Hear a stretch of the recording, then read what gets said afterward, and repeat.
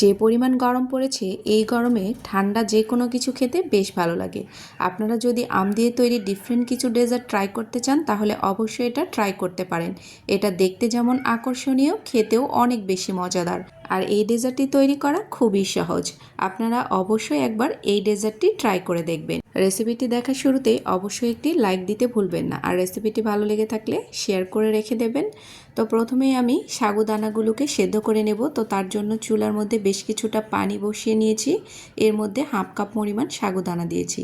এগুলোকে আমি জাল করে সেদ্ধ করে নেব। 10 মিনিটের মতো জাল করার পরে সাগুদানাগুলো দেখুন একদম স্বচ্ছ হয়ে গেছে।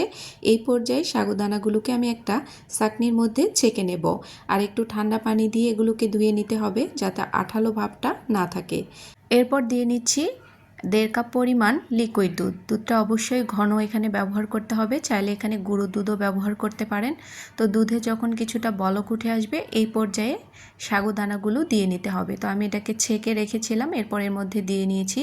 এখন দিয়ে নিচ্ছি চিনি মিষ্টির জন্য। আপনারা আপনাদের স্বাদ অনুযায়ী এখানে মিষ্টিটা ব্যবহার করবেন। এরপর কিছুক্ষণ জাল করার পরে আমি এর মধ্যে দিয়ে নিচ্ছি আমের পিউরি, প্রায় 2.5 টেবিল চামচের মতো। তো আপনারা চাইলে এখানে বাড়িয়ে কমিয়ে নিতে পারবেন। তো কিছুক্ষণ জাল করার পরে দেখুন এটা কতটা ঘন হয়ে গেছে। এখন এগুলোকে ঢেলে নিতে হবে। হালকা একটু গরম থাকা অবস্থাতেই এগুলোকে তুলে নিতে হবে।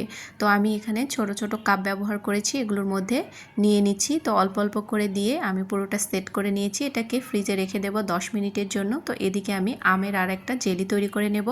তো তার জন্য এখানে নিয়ে নিচ্ছি প্রায় 1 কাপ পরিমাণ ম্যাঙ্গো জুস। এরপর এর সাথে ব্যবহার করছি চিনি, প্রায় 4 টেবিল চামচ পরিমাণ। মিষ্টিটা অবশ্যই আপনাদের পছন্দ অনুযায়ী ব্যবহার করবেন।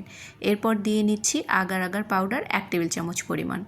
এখন সব কিছু দিয়ে চুলা না জ্বালিয়েই ভালো করে নাড়িয়ে চাড়িয়ে নিতে হবে। চুলা জ্বালিয়ে নিলে আগার আগার পাউডার আবার দলা পেকে যেতে পারে।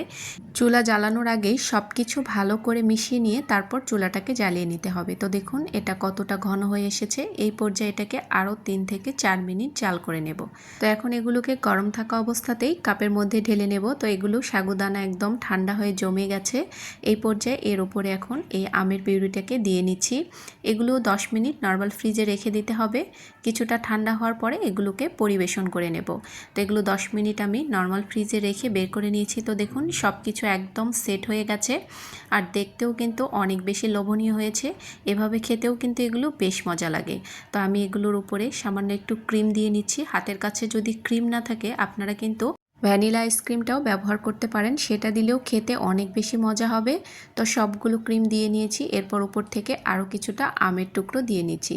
তো তৈরি হয়ে গেছে ভীষণ মজাদার একটি ম্যাঙ্গো ডেজার্ট। এইভাবে আপনারা এই ডেজার্টটি বাসায় একবার তৈরি করে দেখবেন। আমি চেষ্টা করি আপনাদের জন্য সহজ সহজ রেসিপি শেয়ার করার। আমার রেসিপিগুলো আপনাদের কাছে ভালো লেগে থাকলে আমার পেজটিকে ফলো দিয়ে যাবেন। আর যারা আমার ইউটিউব চ্যানেল থেকে দেখছেন অবশ্যই চ্যানেলটিকে সাবস্ক্রাইব করবেন সবার আগে নোটিফিকেশান পাওয়ার জন্য। এই পর্যন্তই। আল্লাহ হাফেজ। আসসালামু আলাইকুম।